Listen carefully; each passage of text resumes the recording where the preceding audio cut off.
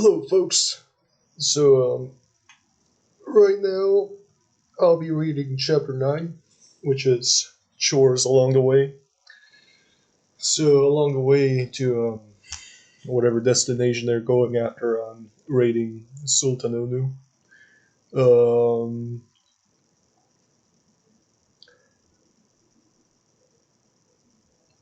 when the group members had done their prayers and finished up with whatever they had to say, a soldier approached them. Captain Thomas, Lord Pericles assigned your group to organize and clean up the supplies and munitions cabin in the lower deck. Thomas looked at the soldier in shock. What? I thought it was time for us to rest. You're right about that, but that was a very long time ago. Now, most of us are working with sails or cleaning in the lower decks, soldier said. Thomas thought for a while and looked around at his surroundings in disbelief. Understood. Even though I don't want to do that right now, I'll gladly do it if it's Lord Pericles' order. Due to the fact that he could clearly see other soldiers working, Thomas couldn't find any means to get away from doing the work. Thank you for understanding. So wrap up with what you have to do, and please come below the deck in time for your group's work, the soldier said. Thomas nodded and waved him off so that his group could start cleaning up their areas and get ready to do their work. Ouch! Oh, what, should Apasios? Lucius said when he and Apasios headbutted each other while clinging in crouched form. Oh, I'm sorry. Are you okay? Apasios said. Lucio rubbed his head. Yeah, but jeez, you have a head like a rock. Don't you feel any pain? Apasios patted his head. Nah, not that much. It kind of burns up there, but not painfully. Wow, just wow. Hey, what's that? Lucio pointed at something behind him. What? Apasios looked back. There. Oh man, he's gone. There was a horseman by the woods. Lucio frowned. Huh? I don't see anyone. I might have missed him. Apasios shrugged. Lucio was about to say more, but he was quickly shut off by Ephraim. Guys, we need to get going now.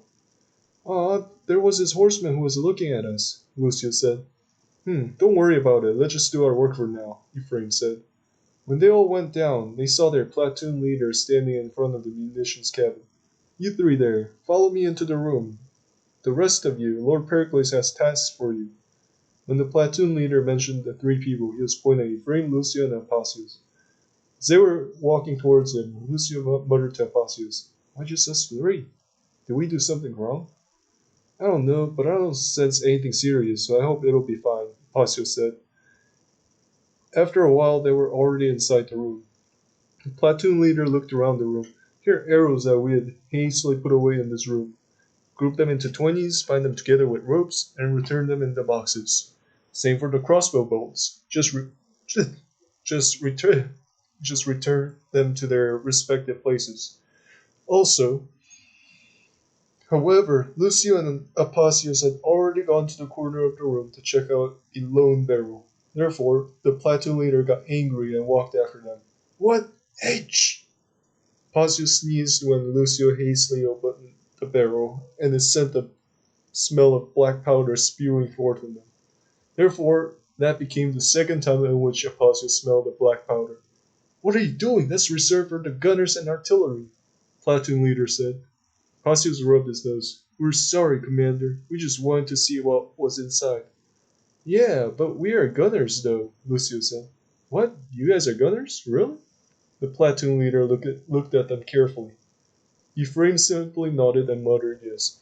Oh, well, isn't that you, Ephraim? Platoon leader said and held out his hand. Ephraim chuckled and shook his hand. He had approached closer and the light shined on him. The platoon leader nodded as he shook Ephraim's hand. Nice to see you again. Man, I finally recognize you thanks to this light from the prison. You know, it's not as bright down here, so you understand me, right? Yes, Commander. Totally, and it's nothing to preoccupy yourself with. I would have made the same mistake if I was reminded beforehand that it'll be you who's going to supervise us, or more like, those two. Thrain pointed at Lucio and Apasius. Lucio and Apasius put down their heads in shame. Hey guys, he's our platoon leader, Commander Kairos.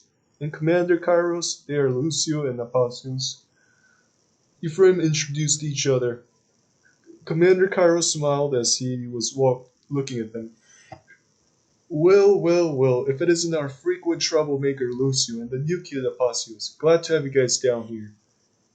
It'll be quite an interesting group to deal with. Lucio scowled. Don't say that, Commander. I'm not a troublemaker. However, Commander Kairos ignored Lucio and went across the room to grab something. Here, take these. Just for our thanks to you guys for always being our front line in battles. Commander Kairos handed over a small bag to each of them. Passius raised his hands and shook his head. I can't take it. I don't deserve it. I was here for less than a week. Commander Kairos laughed. Sure you do. You deserved it at the moment when you had enough guts to willingly stand against Lord Pericles when you first came here. He then handed the bag to Apacius. Anyways, open it up. You'll like it. Ephraim opened the bag to look inside. Wow! Did you get these just for us? Lucia also opened his bag. There are so many. They're really good too. Gosh, Officer Ephraim, we should make our own similar to these. When Apacius looked inside, it was full of small lead balls for his gun. Thank you, Commander. You have our full gratitude. Apacius thanked Commander Kairos. Ah, don't mention it. Now it's time for you to get to work, Commander Kairos said. The work wasn't hard, but it was taking a long time to sort out the munitions and organize them back into place. Hey, Apacius, you're doing rather great compared to just a couple days of training under Ephraim, even joining the Siphonator crew. Were you preparing for all this stuff before coming here? Commander Kairos broke the silence. Yeah, kind of. I was living in a monastery and was receiving education from some monks in there, Apacius said. Commander Kairos smiled. I knew it. How do you explain your physical test results, though? They were great compared to those of many other newbies. I was looking over the papers during the meeting in headquarters, and the information got us by surprise. Pacius squirmed in embarrassment. Oh, thanks for the compliment, Commander. One of the monks named Heraclius taught me and trained me 3 to 4 times a week for 2 years. He used to be an infantry officer in Thessalonica. Commander Kairos was about to say, but Apacius suddenly got curious about something. Wait, so that means Helios already gave you guys the papers when I collapsed? Yes, didn't Lord Pericles tell you? Commander Kairos looked as Apacius shook his head. Oh gosh, he forgot. Anyways, Helios did give Lord Pericles the papers after calming him down. He took them and brought them to be examined, and we told Helios and Adam to join us for the meeting since they wouldn't have much else to do at the time. They really advocated for you, I mean it. Even the drunkard Adam sounded very serious at the time. So, when you see them next time, sincerely thank them. They contributed a lot in changing the executive's final decision. Oh, thanks for telling me that. Others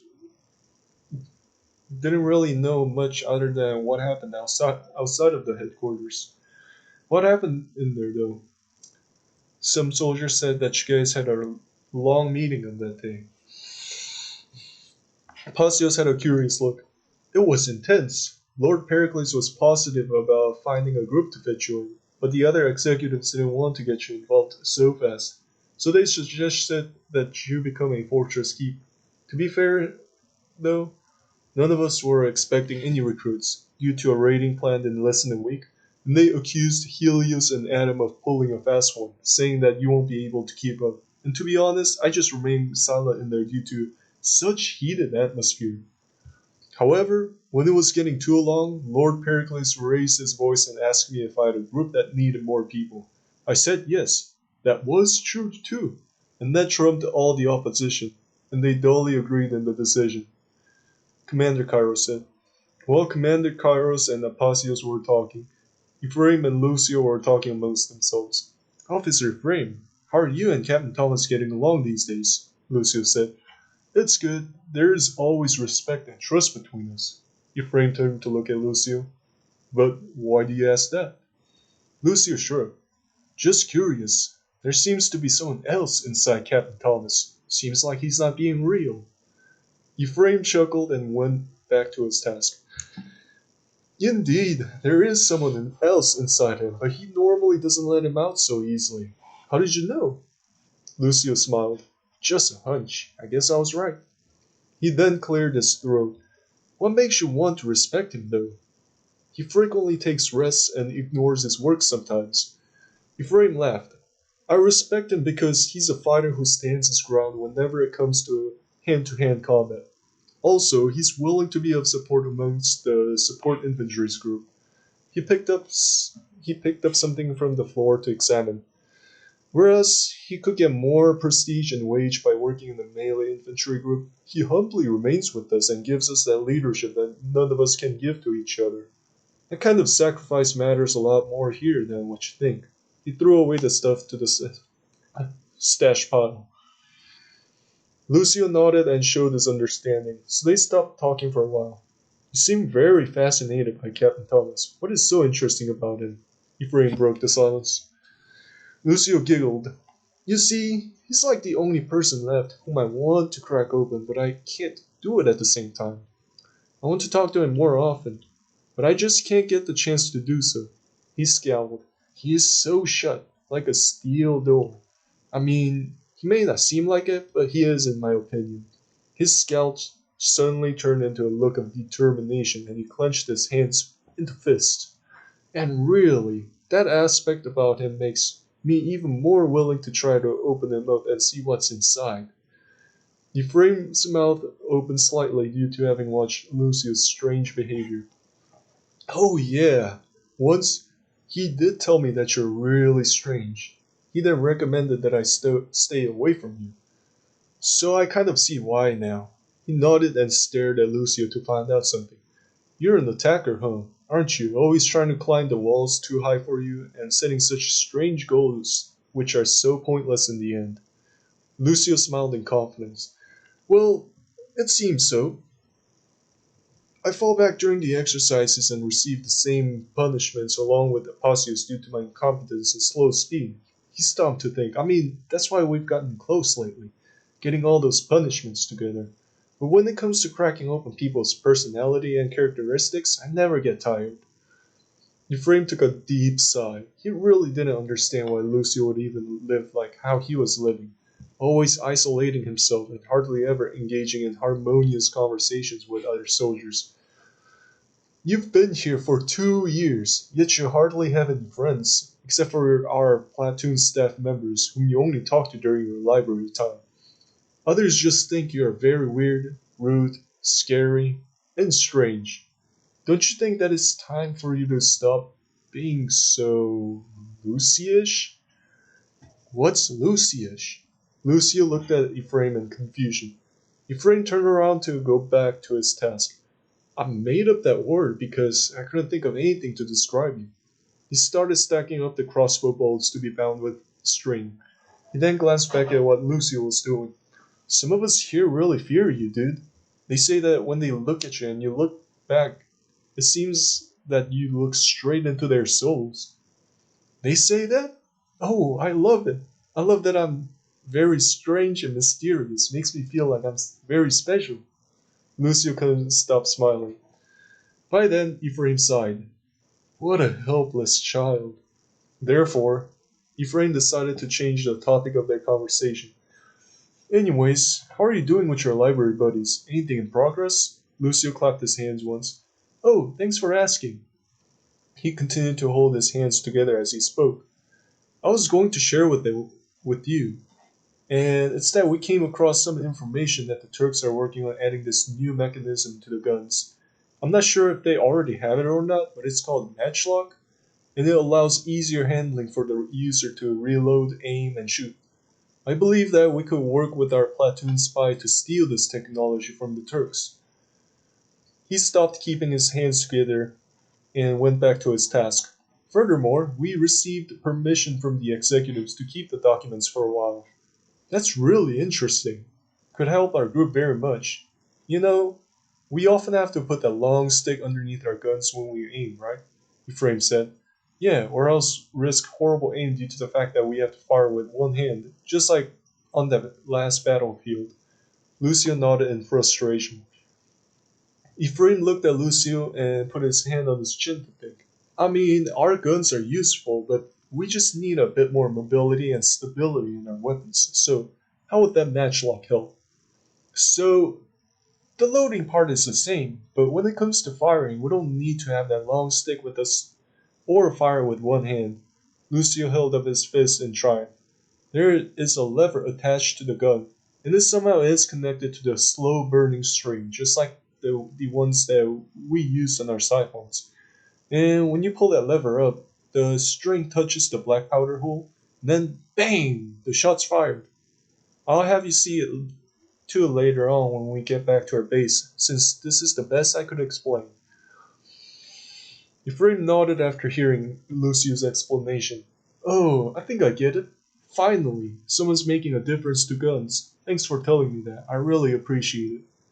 You're welcome. Anytime, Lucio said. Silence continued for a while more. You know, Officer Ephraim, thank you. Lucio broke the silence.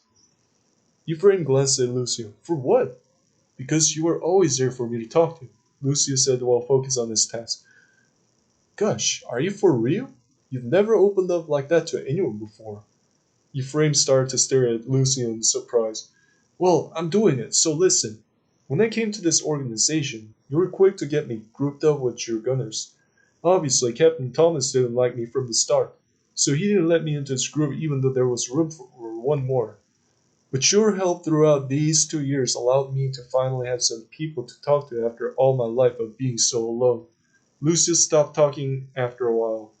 You really have a talent in knowing who to connect with, and thanks for bringing Apacios along during our training sessions. I think he's my best friend. Ephraim chuckled for a while, and then calmed himself down. Well, well, strange people do get along very well with each other. I heard Seth complaining to Thomas that Apacios is very strange. And there you have it. You honestly think that he's your best friend.